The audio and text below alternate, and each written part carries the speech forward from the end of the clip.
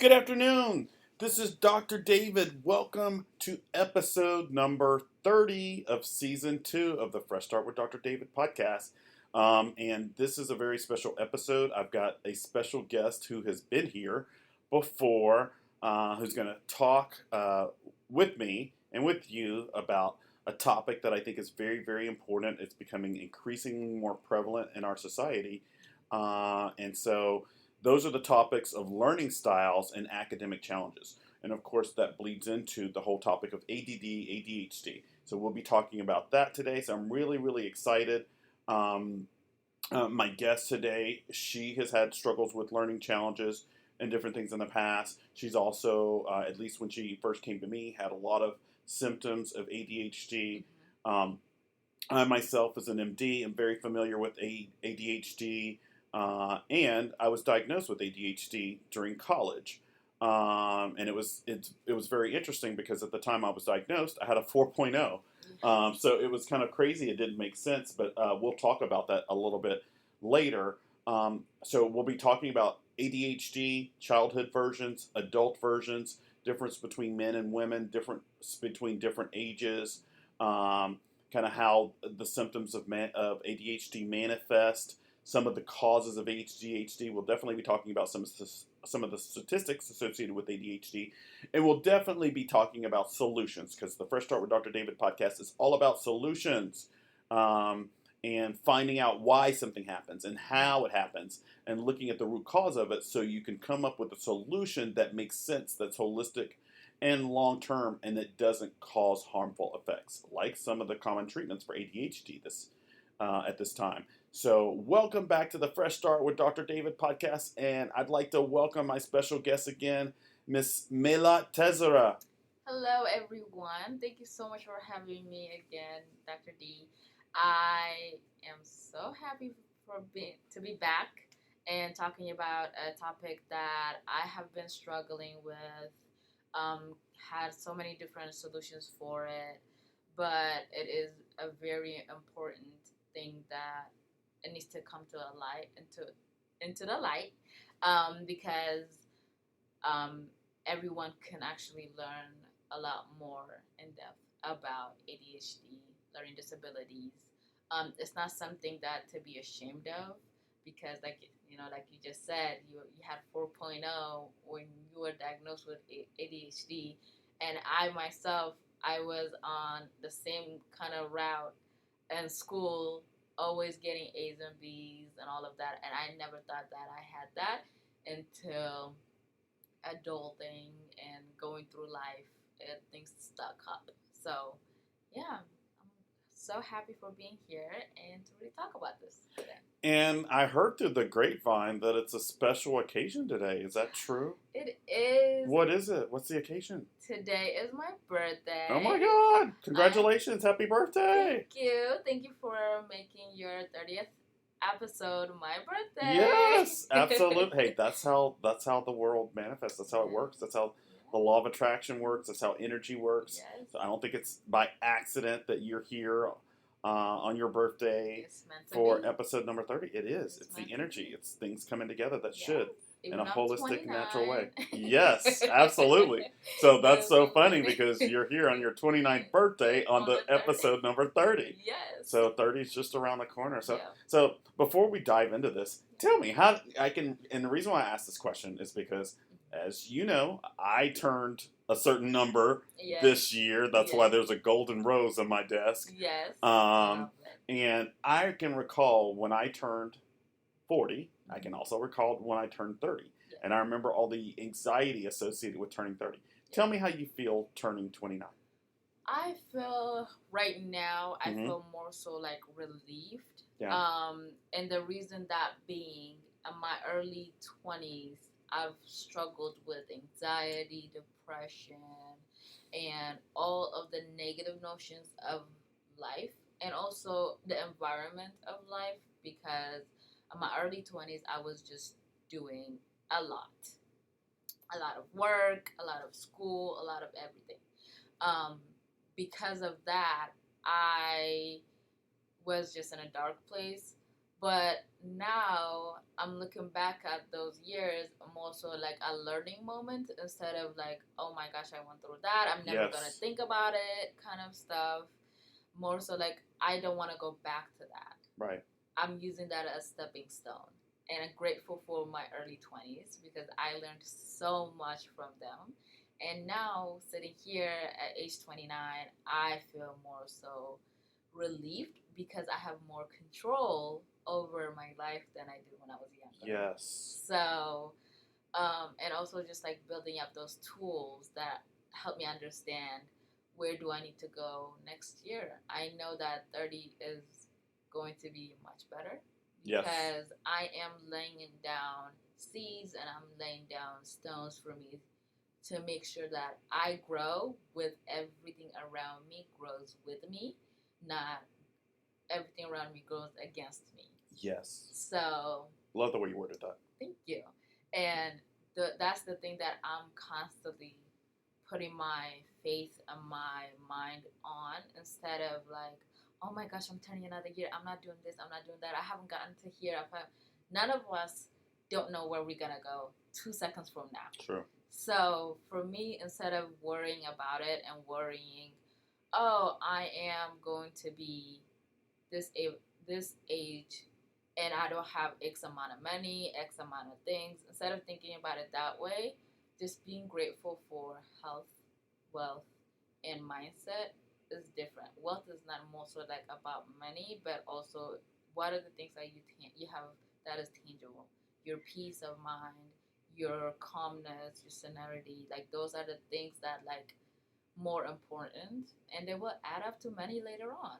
And I just feel like finding different ways to put on your outlook on is a lot more better because um, one thing that I can say for myself as I get older is that I can buy an egg sandwich and be happy with that.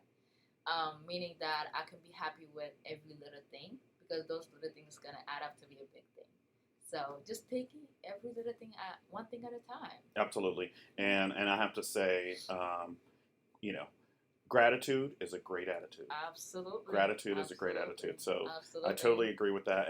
And you know, what you kind of alluded to too is the concept of being a victor versus being a victim. Yes. And so instead of looking at the things that happened that brought you experience, learning, and wisdom, yes, as being a victim, you're looking at it as, hey, that was a learning experience. yes, That makes me stronger. That makes me who I am today. And that gives me some of my resilience for Yep. being greater Yep. and growing and becoming stronger into the Yes. future.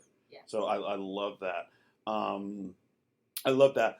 One of the things, so I'm gonna, you know, first we'll dive into ADHD and some statistics and things like that. I'm not a big statistics person, but I think people expect statistics. Yes. They want to hear some statistics, so we'll definitely share. We'll go through some of these statistics, and then what we'll do is we'll dive into your story, going back to school, and then we'll Yes. dive into my story. Yeah. We'll kind of compare them a little bit, Yes. and then we'll talk about some of the solutions and some of the common trends with ADHD now and how to move forward. Yeah. Yep. So let's start with some of the kind of definitions and things like that, just so everybody's on the same page. So attention deficit hyperactivity disorder, or ADHD, is a neurodevelopmental disorder characterized by difficulty sustaining attention, hyperactivity, impulsivity, or a combination of both. And let me just kind of say this too. When they made the decision to call it ADHD, it doesn't mean that hyperactivity has to be a part of it. Yeah. When they first coined the term ADD and ADHD, they weren't sure whether to call it ADD or ADHD. And they went with ADHD for some reason. But just because somebody has a diagnosis of ADHD doesn't mean they have the hyperactivity component of it. Yeah. There are, and people would only know this, or if they looked it up and did some research, or if they looked in DSM-5. Yeah. But there are multiple subtypes of ADHD. There's an inattentive type, there's a hyperactive type, there's a whole bunch of types. So just because the diagnosis is ADHD doesn't mean that the person is hyperactive. Absolutely. So that's the first thing. Individuals with ADHD often or might struggle to resist impulses, to do something, to follow directions, to complete tasks, and remain seated, among other things. ADHD is usually diagnosed in childhood, but it often lasts into adulthood. In fact, ADHD is among the most common mental conditions in children, with an estimated 6 million children ages 3 to 17 years having been diagnosed, according to the CDC. And there are a lot more statistics on ADHD, some of which I'll go through. So, obviously, the most important thing, according to DSM 5 and kind of the field of psychiatry and mental health about ADHD, is you look at the history. Yeah. So, generally speaking, you look at the history of the symptoms. Mm-hmm. Did they start in childhood? How early did they start? Just kind of observing. And observing is one of the biggest parts of it. And obviously, teachers have a lot of input because they spend a lot of time with your child. Yes. So they observe what your child does, whether they daydream, whether they finish their work slowly, whether they finish their work quickly and get bored and disturb other children, as I did, and things like that. And so there are a lot of different ways. Around 6 in 10 U.S. children with ADHD also have at least one other mental, emotional, or behavioral condition, such as anxiety or depression. And, just from a logical standpoint, that kind of makes sense. If you have trouble with attention compared to your peers and you can sense that, that might make you feel anxious, or it might make you feel depressed.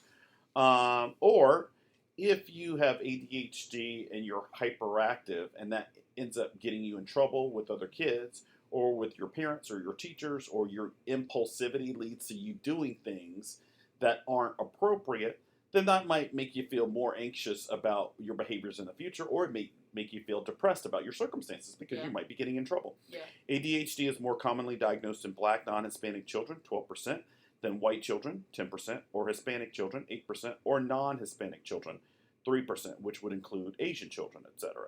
An estimated 77% of U.S. children diagnosed with ADHD receive treatment, while the remaining 23% receive no treatment.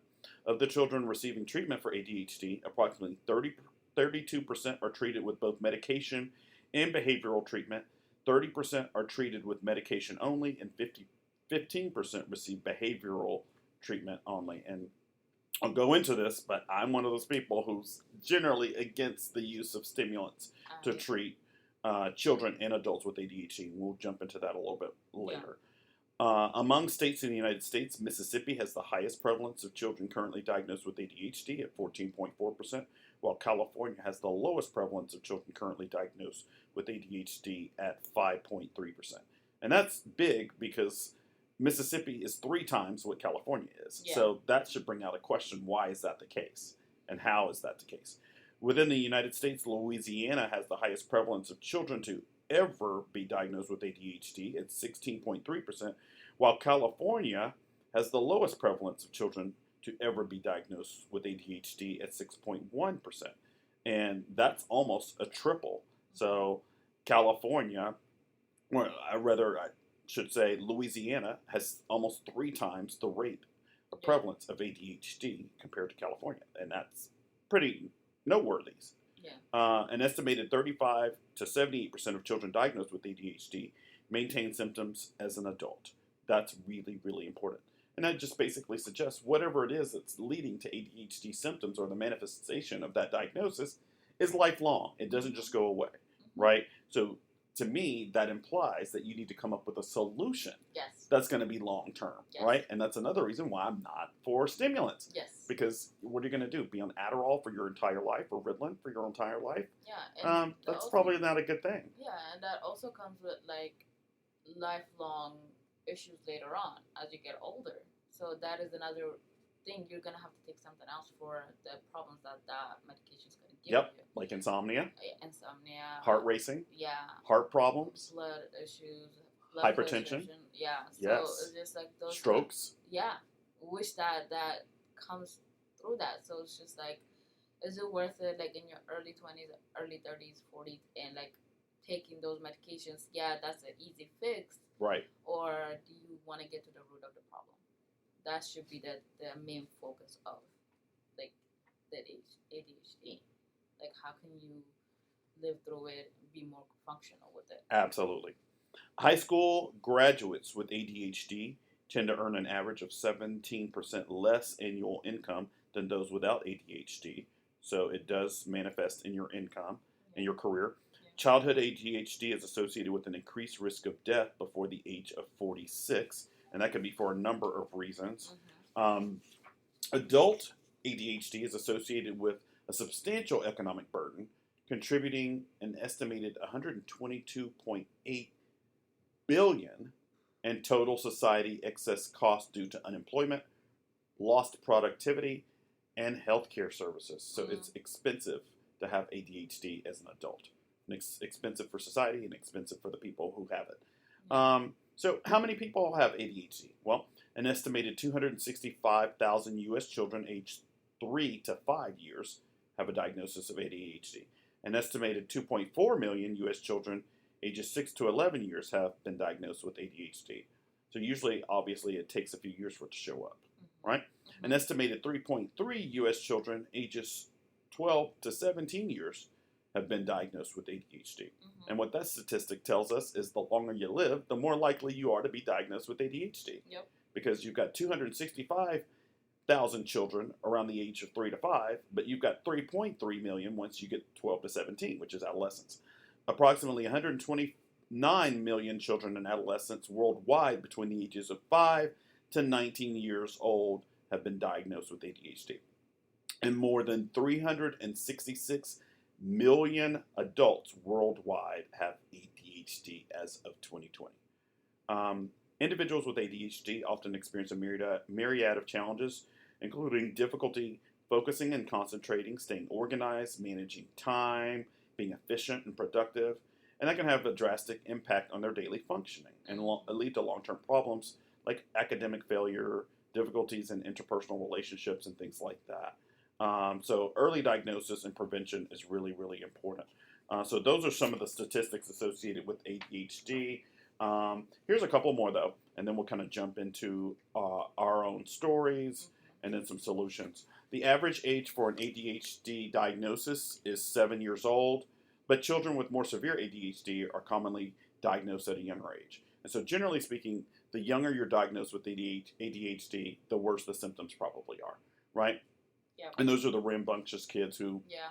might run out in the middle of the street and get killed if they don't get addressed. Yes. Or run through a glass window, Yeah. patio window, or something like Jump that. off of something. Or do something that's dangerous, Yeah. right? When they're not really paying attention or monitoring their behavior. Yeah. An estimated 9.8%, almost 6 million, of U.S. children ages 3 to 17 years old have ever been diagnosed with ADHD. That's a statistic that I just read, similar to the one I just read a minute ago, compared to 8.7% or over 5 million of U.S. children with a current diagnosis of ADHD. Boys are more likely to be diagnosed with ADHD than girls in the U.S., with approximately 11.9% of boys ages 3 to 17 being diagnosed with ADHD compared to 5.5% of girls. And there are a number of reasons for that. And a lot of times, kids who have a diagnosis of ADHD might have trouble with things like reading, with keeping their grades up, with relationships, Yes. mental health issues, socialization with their peers because of things that they do in the classroom, things like that. Yeah. And it's important to address. And I'll kind of end with a few more statistics about adults. An estimated 8.7 million adults in the U.S. have ADHD. Approximately 2.6%, or 139.8 million of adults worldwide, have persistent ADHD from childhood, which includes people who first got diagnosed with ADHD as a child versus those who were diagnosed during adulthood. Yeah. Approximately 6.8%, or 366.3 million adults worldwide, have symptomatic ADHD, which includes individuals who were diagnosed with ADHD regardless of the age of onset. And then the prevalence of worldwide symptomatic adult ADHD decreases with age. 18 to 24-year-olds contribute to more than 75.5 million cases of symptomatic adult ADHD, while individuals over 60 contribute to about 46 1.4 million cases, Yeah. which is about half as many. Yeah. And there are a lot of different reasons for that. And I'll just kind of go into one of the big ones. Is because if you think about somebody who's 18 to 24, they're just learning to cope with the world as an adult. They have a lot of responsibilities. They might be in school. They might have just entered the workplace. They may have just started a family. They've got more stress. It makes sense. Now, that doesn't mean that you don't have stress at age 60, but at age 60, life is starting to wind down. Yeah. You've kind of Did used your to own thing. being an adult at age 60. You've been Yeah. an adult for 30 or 40 years. Yeah. So that makes sense. Yeah. So those are some of the statistics about ADHD. I think those are really, really important.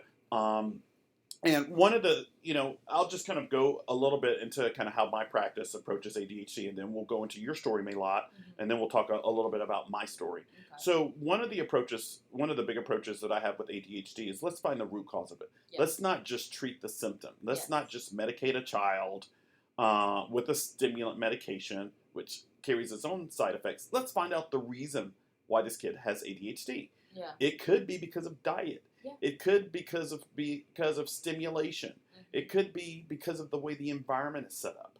And so one of the biggest things that I advocate, not just for myself, but for my clients and for people in general, is with ADHD, change the environment to meet the person. Yeah. Right? Yeah. And we'll go into some of the specifics of that, but environment, you can change the environment to meet the kid. And every environment doesn't work for every kid.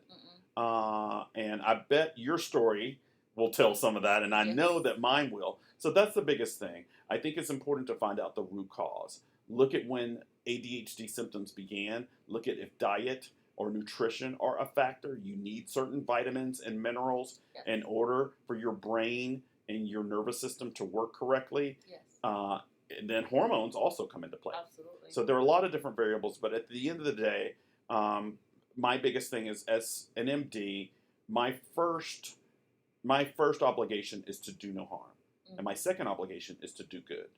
And in my opinion, in most cases, stimulants actually do more harm than good. Yes. And as you alluded to a few minutes ago, well, where do you go? Yeah. You start off on a dosage of Adderall or Ritalin at this, and then you manage your symptoms, and then you need more and more and more. And the same thing is true with benzodiazepines. If you take Xanax or Ativan or Librium or Valium for panic attacks and anxiety, you're going to need more and more, not less and less. Yeah, it's not going to decrease. It's going to increase. Yes. So with that, let's jump into our history. So I'm going to let you start about your story, starting with, childhood and school and those kind of things, and then going into, college and adulthood and now.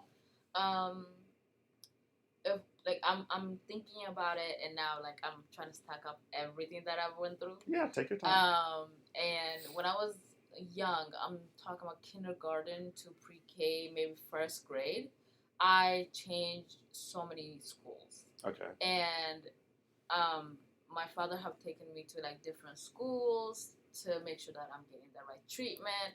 And on top of that, I had some health issues. I was a sick kid. I was always in the hospital. I would stand in the sun. I would come back with hives. Those were the things that constantly was changing schools, environmental, we just talked about, was not meeting my requirements that I need. And on top of that, I was a very quiet kid. That on top of that, me not knowing what I need and how can I ask for help, that kind of added to other learning disabilities that I came to learn. So it wasn't just ADHD, it was environmental things too. Yes. And I think that's really, really important. Yes. Okay. So environmental, ADHD, and that kind of alluded into dyslexia too. So it was stacking up to the point it was taking me so long to understand subjects. Motor skills, writing was an issue for me. I remember I was starting this school. It was a church school. Loved it. It was a great school, but they weren't giving me what I needed. I needed one-on-one help. I didn't get that. I understood the material when they were reading to me and talking to me about it. I couldn't read. So those were the things that I needed help on. And so what age was that, Mela? I want to say age 6. Okay. 6. So that's like 5, 6. Let's say First preschool. grade, yeah. Preschool, first grade. Yeah, for almost going to first grade. Okay. I couldn't write the number 5. No. So it was like motor skills, intellectual skills. It was just so much things that were added onto it. And on top of that, not just in school but outside of school, certain things used to give me anxiety going down the stairs, going up the stairs. Those were the things that like I constantly needed to come over on. Potty training. My mom used to tell me that it took me a long time to get potty trained on. Mm-hmm. So those are like the cute things that, as me right now as an adult, working, maneuvering through being dyslexic and also having ADHD, maneuvering through those things, it's becoming more clear and clear that everything that I went through, elementary was really, really, really tough for me. But even though I was still getting good grades because I'm listening to what the teacher is teaching, and memorization was key for me, so I remembered everything. But I couldn't read, I couldn't write, I couldn't spell. So I had to ask my teacher to read the question for me so I can answer it. That way I know which one it is. So that was the only way that I went through. I want to say to 5th grade. And 5th grade, 6th grade, I came to the U.S. And I met with my ESL teacher at that time. And where did you come to the U.S. from, Mela? Ethiopia. Okay. So I was born and raised in Ethiopia. Okay. Came here when I was about 12 years old, 11, 12 years old. Mm-hmm. And that's what, 5th grade? Around 5th grade, yeah. Going on to 6th grade. Passed because I was already in ESL, English as a Second Language. Mm-hmm. They read the questions for you. So I was able to get that. Because of that. Yes. So I was very grateful. They didn't know I was dyslexic at that time. So my elementary school, they were able to read every question for me, every answer for me, and I was able to answer it. So past that part, the exit test from the 5th grade to the 6th grade. Went to 6th grade in the ESL class. I remember the spelling test that we were taking, I was getting, I remember, 4, 3 out of 10. Sometimes 7 out of 100. So I had a good teacher. Her name was Miss Wallace. So grateful for her. Funny how people always remember their favorite teachers. Oh my goodness, they make it such a big saved difference. my life. You can say that for sure. Yeah. And she taught me how to read. I did not know how to read at that time. I was reading at a 1st grade level as 6th grader. Wow. So she taught me how certain letters make sounds, how to spell, how to maneuver through, like, if I can't read this word, how to like sound it out. Like, those are the things that I was learning. Right. Luckily, I have no shame of reading the wrong way in front of people. Right. And I had good teachers. 6th grade, I had really good teachers that worked with me, and grateful for all of my teachers. I remember their names, not just Miss Wallace, Miss Farley, Mr. Thomas, and all of them. Yeah. But I was able to go through that, just learning again and again and again. It was a practice. And was that in Georgia? It was in Georgia. Okay. Yes. And after that, high school came. After middle school, high school came. Now it's more so like I had to take more responsibility. I didn't have that cushioning of those teachers. Yes. With all the personal one-on-one attention. Yeah. So there's more people. There's more people. Even though I was still in ESL, I'm still out of my comfort zone. So that was a slap in the face. That the environment change really, really shakes you up. And I remember in 9th grade, I told my social studies teacher that I'm gonna need extra help. How can I remember retaining the information? History is my very weak subject. Retaining information, numbers, like years, names, dates, timelines. Oh my gosh, horrible. I can't see it in my brain like the same way that people see it. Right. It's not linear for me. It's more Right. so like jumbled up. Right. So just getting that, talking to my teacher and staying after class, staying after school, making up tests, and that was the way that I was working through it. And that could work for someone else, and that might not work for anyone else, but I had to take my time with it. And also, I used to be so hard on myself of not really finishing things the same time as my friends. Mm-hmm. So I had to be really nice to myself at that time. Really, like teaching myself Kind to yourself. Like you're fine. You're going your own pace. So that happened high school. After high school, college came, and college was just a fun place, I would say so, but intellectually very hard, because now it's fully my responsibility to take everything. Yeah. So good enough, I took so much from high school. My teaching style, my learning styles, my studying styles changed. Mm-hmm. Studying in groups, studying with index cards, mm-hmm. studying with different, like, make sure it's a different color. Like, I can remember a color a lot better than words. So just associating those kind of things. Right. And when you have a learning disability, no more. I don't say it as a disability, more so like as a gain. I'm really good in creative ways. I'm really good on art. I'm really good in making things beautiful. So it's not a disability, it's a disequilibrium in abilities. Yes. So I am way better at a certain things than I am for other people. Right. And vice versa, So, and I was shifting my studies towards that. The things that you were good at? Yes. Okay. I was like, I have this, my strength is art. Right. I remember colors. I remember information that had to do with art. Now, how can I sit in chemistry class and associate those things? Right. And just doing those kind of things. And I remember I was actually having this conversation with my mom a couple of days ago, actually, is that, so my problem was like reading and writing, but math, I was excelling. Right. Math was like numbers, formulas, like I can do that. Mm-hmm. But words and remembering, spelling, reading, I still struggle to this day. Right. But those were my problem issues. So I was the math whiz. Right.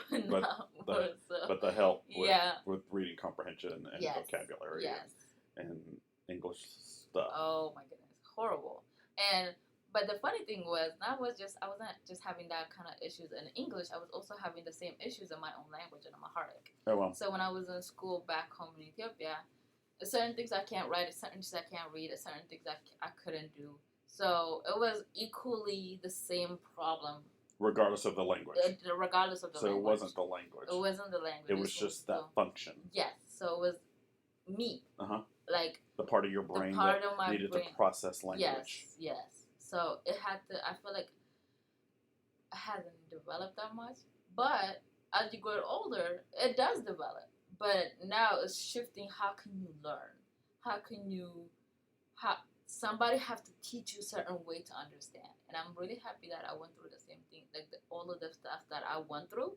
Because now, if I had a kid dealing with the same issues, I know how to handle it. Right. And cutting those kind of corners, because I helped my little brother to study a certain way, read a certain way.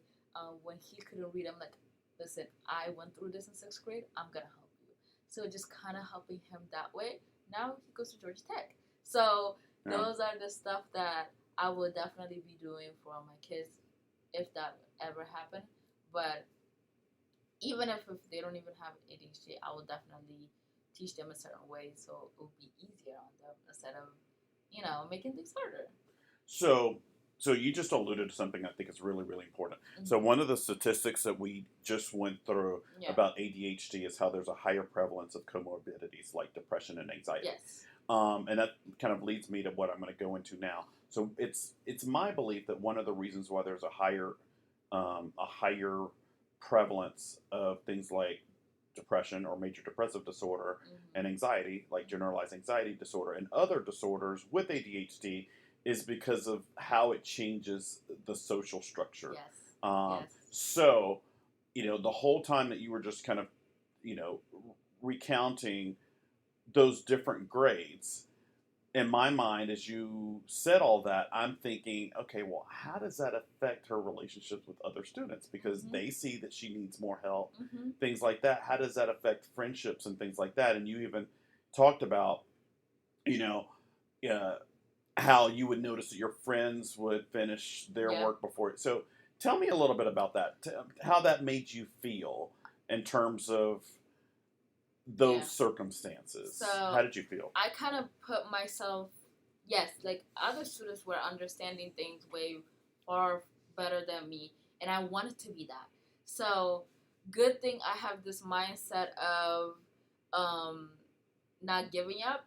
And I remember my teacher's like, "You're not gonna quit until you get this right, right? I will do the same thing over and over and over again until I understand it." So, good thing, like I was saying, I have no shame. That's fortitude. Yes. That's fortitude. Yes. That's a muscle. So I have no embarrassing Right. thing on my brain. Right. So if I'm struggling, I would stop on a word that I'm struggling, and I would be like, "How do you say this?" Like, Right. I don't mind asking For help. So I'm that kind of person when I was young, and I'm still the same way. Right. But I do remember my friends understanding going through accelerated classes, and they're moving to like AB classes, IB classes, and Right. I was also in those kind of classes, but I know I was struggling far more than they were because I wasn't understanding it as fast as they were doing, and that was just really messing with me, and it kind of played a little bit trick on my self esteem. Really, I felt like I should have been in those kind of classes because I wasn't good enough. Those kind of like thoughts do trickle in because when you're just sitting there trying to understand this information that has been given to you, that and everybody's like, "Oh, I know the answer. I know this," and you just like, "Okay, I feel defeated," Right. But once I got the groove, I was I was that person like, "Oh, me," like I know that like I was the most of the teacher's pet. So like almost getting to that part really just makes you feel alone because they don't understand it because they don't face the same issues that you're facing. Right. They haven't walked in your shoes. Absolutely. And good enough, I had good friends that helped me out, and I was blessed with that. I didn't really experience that much of bullying when it came to like my learning disability, and also because of not a lot of people knew about it, and they didn't understand it either.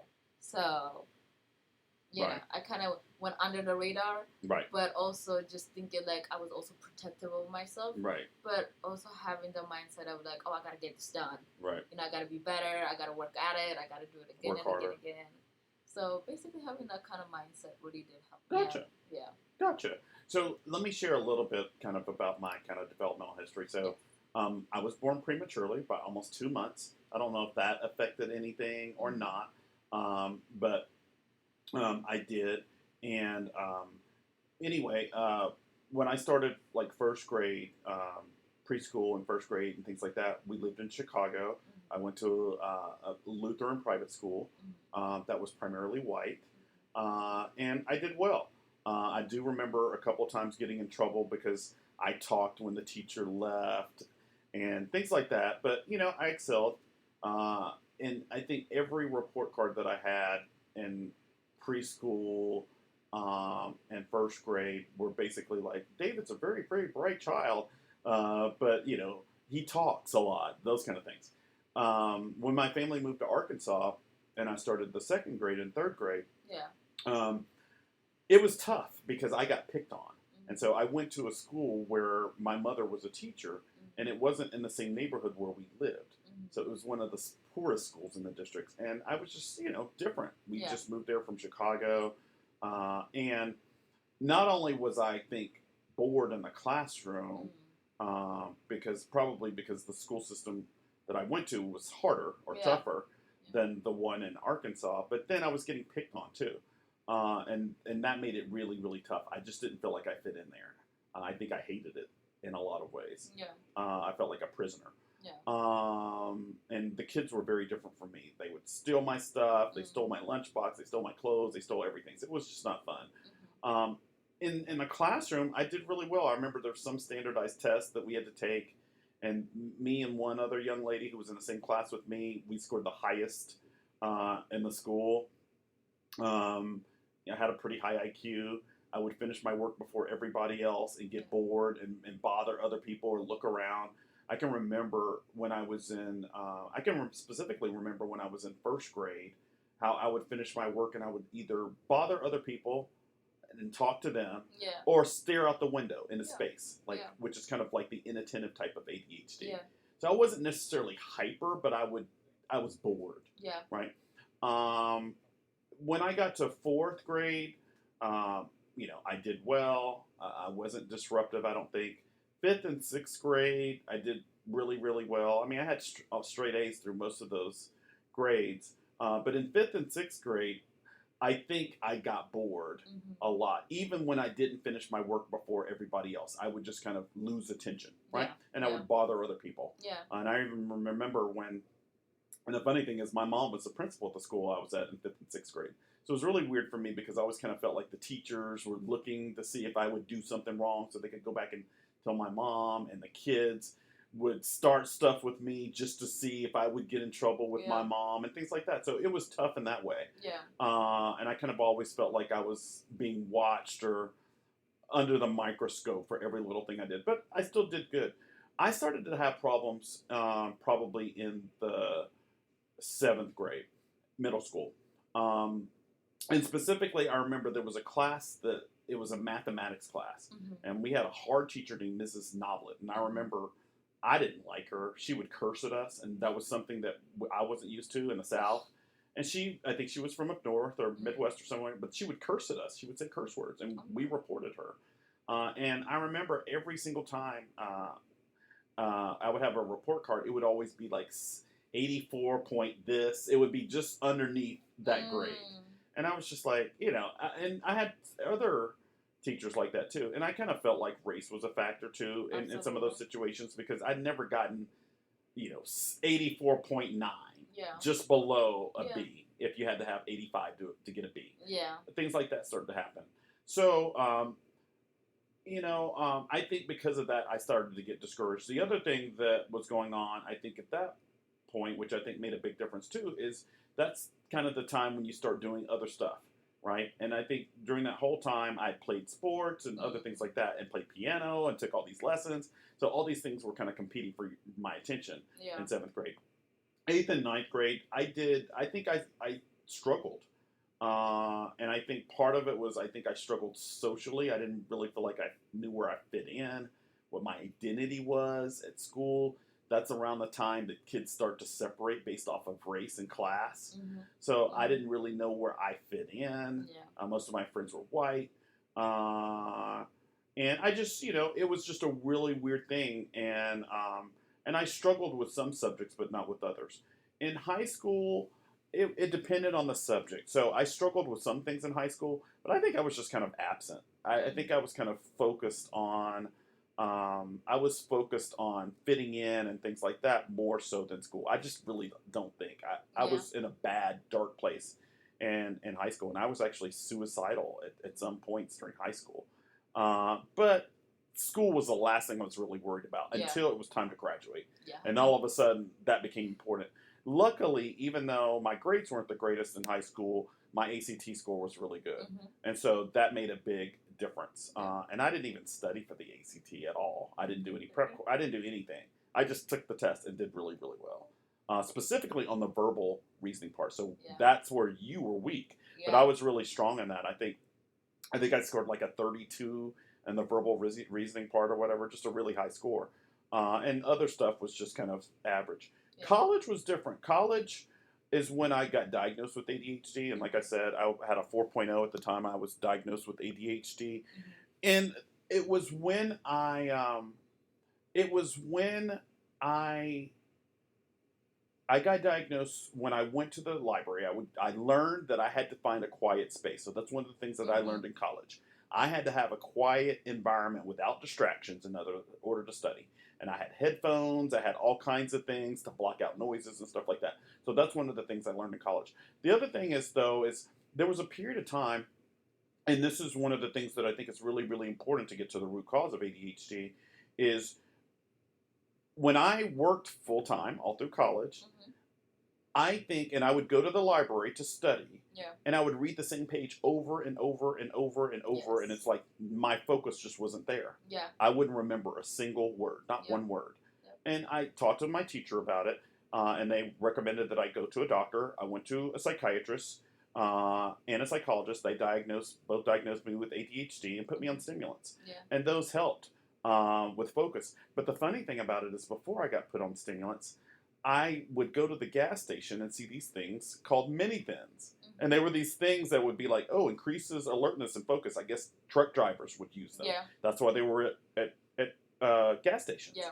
And I would use those, and it's like, oh my god, my focus is great. Yeah. And I think they had pseudoephedrine or something like that in it. Mm-hmm. But the point that I'm making, though, at least with this part, is that when I got diagnosed with ADHD, it was during a time period when I had a lot of obligations, a lot of stressors. I was Yes. working full time, I was taking hard classes, pre-med, pre-law classes, and that's when it really manifested. Yeah. So I think that's a big part of it, and I think stress can cause any number of things. It can cause Absolutely. ADD, depression, Yes. anxiety, panic symptoms, all those kind of things. How we respond to stress and how many stressors we have going on in our lives, how many things that are competing for our attention Yeah. and our focus and our productivity. Yeah. And then in medical school, it was kind of the same thing. And it wasn't just me. A lot of other people had to find a quiet place away Yeah. from everyone else and Yeah. that kind of thing. And that made a big difference. The other thing that I think made a big difference is the way that I studied. Mm-hmm. I altered the way that I studied. When I was younger, I never had to study a certain way. I used to Yeah. win spelling bees. But I didn't alter the way that I studied. Yeah. But when I got to high school, I started, well, actually more college than anything. I had to alter the way that I studied. Yeah. I would use mnemonics, and then especially in medical school, Yeah. I would use bet. other ways to remember things just because the volume of information Yeah. was so much. And so I think it's important for people to realize that anything and everything can cause ADHD. Absolutely. One of the other things that I did in college too is I read a lot about ADHD, so I became informed about it. And so I tried to change my diet. I tried to eat more salmon Yeah. and fish and Yeah. stay away from soft drinks Yes. and stay away from diet drinks and stay away from a lot of additives and things like that. Yep. And I felt like that made a big difference. Absolutely. So that's kind of my story with ADHD. Do I still suffer with some ADHD symptoms? Absolutely. But like most adults, I manage them Mm-hmm. using my environment. Yes. And so when I need to get certain things done, I need to come to the office. Yeah. I'm not going to work from home. Some people work from home and they get things done. I don't. It's I need an environment that forces me to focus on Yeah. what's straight ahead of me. And even Yes. then, I have to redirect my energy yes. and my attention sometimes. Yeah. That kind of brings us to solutions. So the most important thing about this podcast is coming up with solutions, Absolutely. right? And I think both of us, in our own ways, became resilient by coming up with solutions that worked for us. Yes. Tell me about some of the things that you did. You mentioned some of them about note cards and studying Mhm. with friends and things like that. Some of Yes. the same things that I did Yeah. too. But is there anything else that you did that helped you in terms of getting Absolutely. past ADHD symptoms and focusing and Absolutely. concentrating? Absolutely. Putting myself on, a strict schedule. Structure. I would say it 3 times. It is very, very, very important. Yes. Because when I wake up, I have to wake up a certain way. When I go to sleep, I have to go to sleep a certain way. Yep. Okay. Between that, work, other stuff I have to do, it have to have its own time. It has to have a designated spot for it. It has to have like its own shelf, everything. organization, routine, structure are the main thing that I have been working on, because especially when you're like dealing with ADHD, the organization is very hard to manage. Yes. So sticky notes, calendars, Yes. phone calls, emails, Post-it notes, to-do lists, journals, reminders, yes. alarms. Oh my gosh, so many alarms. Organization. Planning. Yes, and one thing that really helped me is that I don't just plan my day. I don't just plan my week. I plan my whole year. All the way down to the times that like, hey, this is the week that, wash hair day, co-wash hair day, go get groceries. Like everything have to have things. I have to have a place. I have to have a name for it. Everything has to have its own time. So just doing things like that. One thing that really I learned about that is more so like I feel more calm.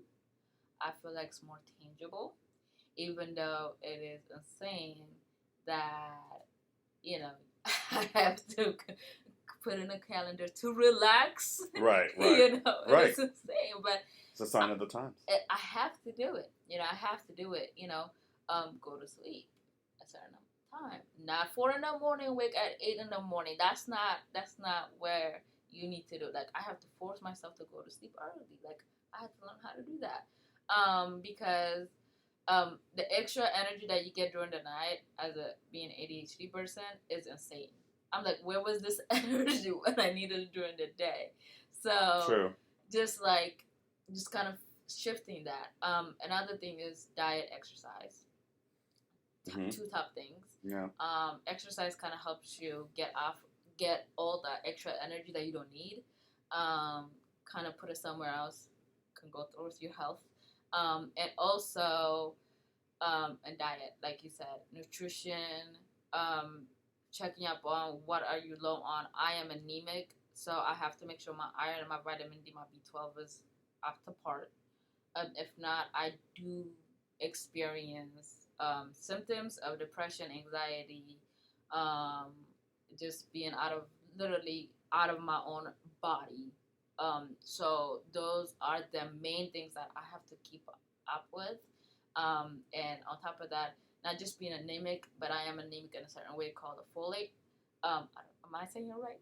Folate. Mm-hmm. Yes. Or folic acid. Same thing. So I have to make sure I'm taking and eating certain things to help that. Because as my doctor talked about it, my blood cells are not circle, they're oval. So I have to exercise to get more energy, to get more oxygen on my body. Hemoglobin. Yeah. Yes. I have to make sure that it's great.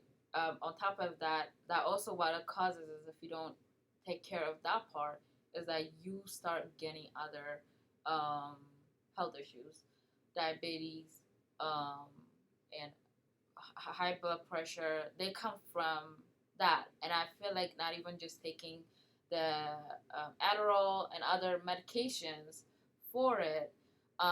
It also comes from the anxiety, the depression, the stress that you don't understand where it's coming from because of ADHD. It manifests as other health issues. So by having those routines planned, working out, eating, planning, organizing, takes stress off when you're organized.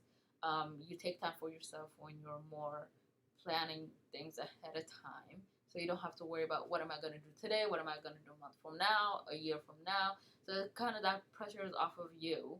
And when you're exercising, eating better, you staying healthy and also helping the main cause of it. I'm pretty sure a lot of people suffer ADHD in a certain amount, not 100%, maybe 5%. It's part of us at this point. Absolutely. Right?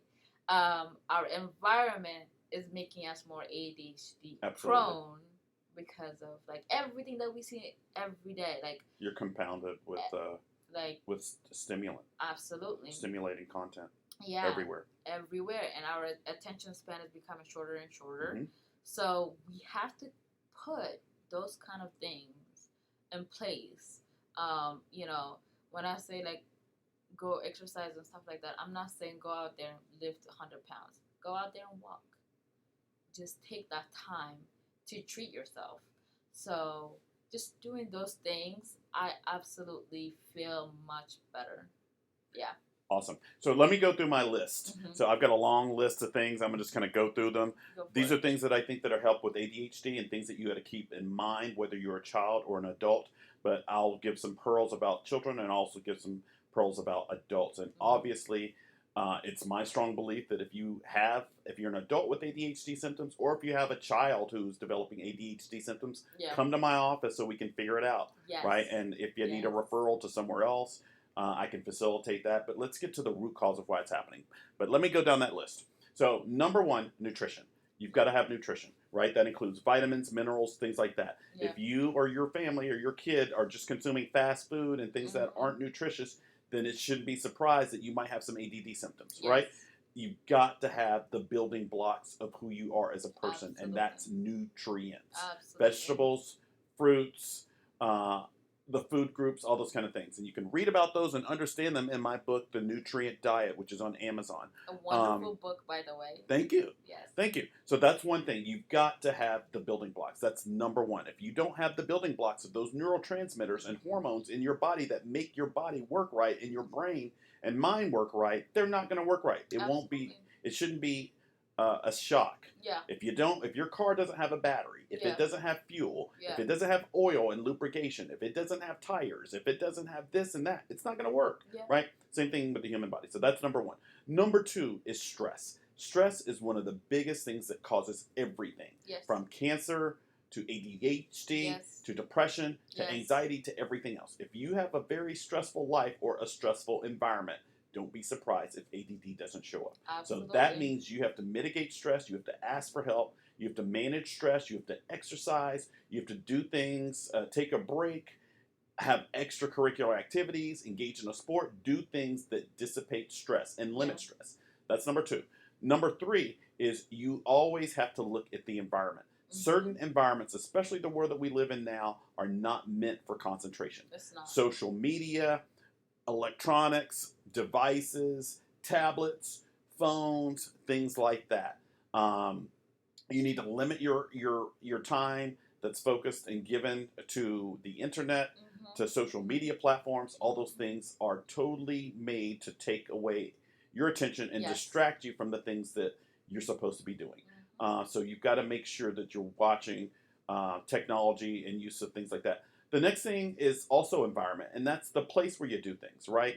Like I just said, I cannot work from home. It just doesn't work for me. I've got to be at my office. I need my office environment, the structure, like you said, of it to make things work. Some people can. Some people can work. They can be in their living room watching TV and work. I can't do that. So you've got to find a structure that works for you, and that may change as you age. The structure that you need in second grade may be different from the structure you need in fifth grade or 8th grade or 10th grade, right? Absolutely. And that includes in the classroom. Absolutely. If you have a classroom that's disruptive or distracting to you, it's going to be tough. So every classroom does not work for every kid. So environment is so important. The next thing I'll say is things like music. There are things, there's a Mozart effect. There are things that help with focus and attention.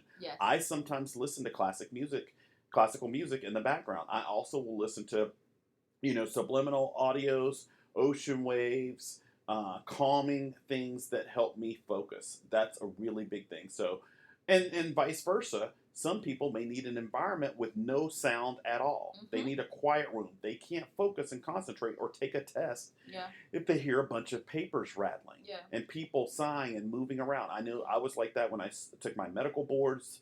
I would take a medical board, and there would be people taking a practice test, banging their hands against the desk. It would disrupt me, but can't do anything about it. So environment makes a big difference.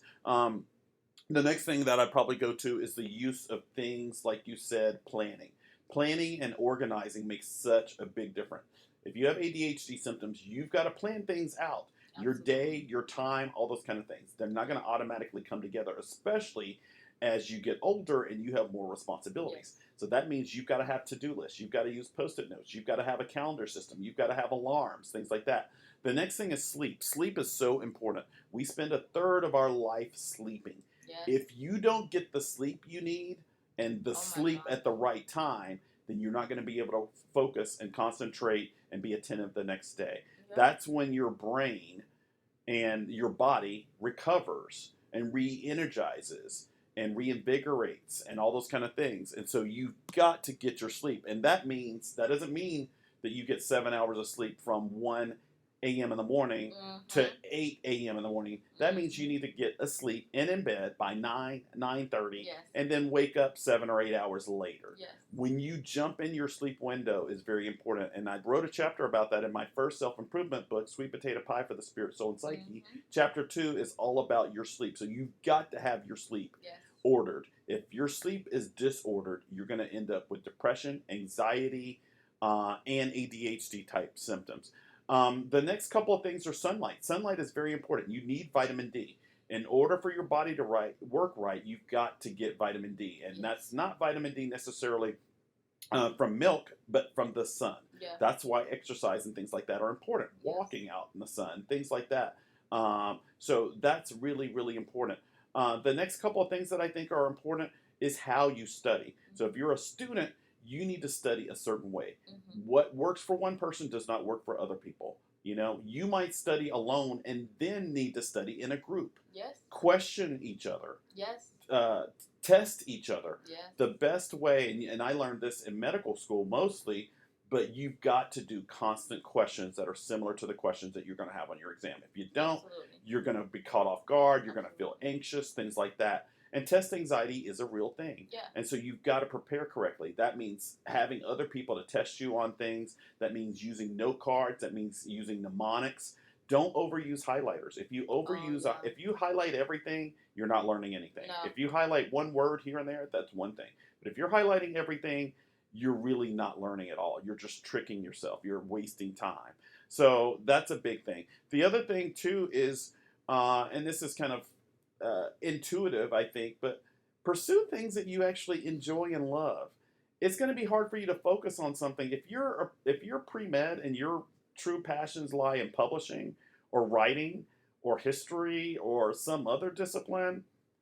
You need to switch, Yes, right? You're agree. and even if you achieve your goal of getting in medical school and become a doctor, you're gonna be miserable. You're gonna hate it, Yes. right? You don't want to be miserable for the rest of your life. Choose something that's in line with your purpose, who you are, what you enjoy. Now that doesn't mean it can't be challenging. Yeah. You know, you can It be is. challenged, Yeah. but don't pick something that you hate. Mhm. That's going to be miserable, and you're going to have ADD symptoms. You're not going to be able to Oh. focus on something you don't like. And probably the last thing that I would say is just kind of your mental energy, being in the right place, meditating, feeling calm, Mhm. things like that. That makes a big difference. Mhm. Having a support system around you, organizing, structure, those kind of things, making sure that you feel balanced. If you Yeah. don't feel balanced as a person, it's going to be hard for you to be attentive, to concentrate, focus, and things like that. Yeah. So Yeah. that's kind of my top 10 list of ADHD things. Please don't just put your kid on a stimulant. Please No. don't just go on Vyvanse or Adderall or Ritalin. It's an easy solution. Trust me, I know. I was there. Yeah. I was on Adderall for about 15 years. Yeah. And that's probably one of the reasons why I developed hypertension at age 30. Yeah. Those drugs, whether you're talking about, Wegovy for people trying to lose weight the easy way, or if you're talking about people taking a stimulant like Vyvanse or Adderall or Ritalin or something like that, trust me, if it's an easy solution, it's got a price to pay on the Yeah. back end. And if Yeah. you're talking about prescription stimulants, you've got kidney problems in the Yes. future, Yes. and hypertension, Yes. and Heart heart issues. problems, and all kinds of things. And here's the thing, it's a temporary solution. It's Yeah. going to make it worse. You're going to develop dependence. Yeah. You're going to develop a tolerance. You're Yeah. going to need more and more, and it's addictive. Absolutely. So it's not making anything better. It's just digging you further in the hole. And that's true if you're talking about using diabetic drugs for type 2 diabetes in order to lose weight, if you're talking about Oh using my stimulants goodness. for Yeah. ADHD, or if you're talking about using benzodiazepine like Xanax for Yeah. anxiety. Trust me, if you get to the root cause of the problem, you do the work the hard way, Yes. foundational Yes. way, you're going to have better outcomes. Absolutely. And like I said, this is all about solutions. Absolutely. I'm glad that I didn't take any, any stimulants. Um, and I'm at, meeting you too. That really helped me a lot in my adult years. Um, but I'm glad that I went through everything that I went through. In school, outside of school, life in general, because now I know how to maneuver out of certain things way easier than me just sitting here and contemplating it. So just doing those kind of things kind of put my mind, at ease. Yeah, and I'm glad that I didn't take the medications, but also I have to make sure that I'm keeping up with my health. Absolutely. It's not just like the medication is like you said is the main cause of like health issues later on, but also just addressing the issue is the whole thing, right? Digging through the crack, seeing where's the foundation that's lacking, and fixing that and putting the cement on is much better than putting a band-aid on a big crack.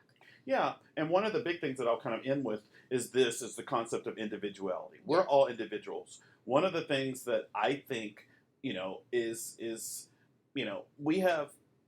we have a system for everything, and Yeah. we put everybody through the same system and treat everybody Yeah, the same, and we're not the same. we're not. And I encourage a lot of my clients with ADHD symptoms, start your own business, start your Yeah. own company. People usually who have a disability in one area or imbalance in one area usually have a plus somewhere else. They might have trouble with focusing and concentration, but they might be a whiz at math, or they might be a whiz at this, and things like that. And so consider doing things outside the box and not following the train that everybody else is Yeah. doing. And that's true with learning too. Yes. Whether you're talking about learning algebra or Yes. trigonometry or calculus or whatever else. So just consider that the more that we try to place everybody in the same box and put everybody through a factory, the more people we're going to have that's not going to Yeah. work for. It just Yeah. doesn't work. That's a shortcut, Yes. just like stimulants and pills and things like that. So with Mhm. that, I'm going to wrap up. Thank you so much for coming here and being a guest on your birthday, Melat. Thank you for having me. Yeah. I am so happy for being here, and really, I feel like I celebrated my birthday in a great way. Awesome. You did, Yeah. absolutely. And what you've said and what you've shared is going to help out a lot of people. Uh-huh. So with that, I'm going to end. Definitely check out my website. If you've got ADHD symptoms or you know somebody who does, feel free. Please check out my practice website. It's www.atlantacoaching.com, www.mlcoga.com. If you need help with a particular issue and you don't necessarily want to come in for coaching in person, you can also sign up for my program, Life Advice 360, which provides you with life coaching, life advice, and life recommendations Yes. over the phone, by email, Yes. and other methods. So definitely check that out. And basically make sure that you're taking care of yourself, right? Yes. A daily multivitamin, things like that. And if you have a problem, ask for help. So with that, I'm going to wrap up. Thank you so much, Melat. Thank you, everybody, for tuning in today. This is episode number 30, and I will see you on episode number 31. Take care. Bye. Bye-bye.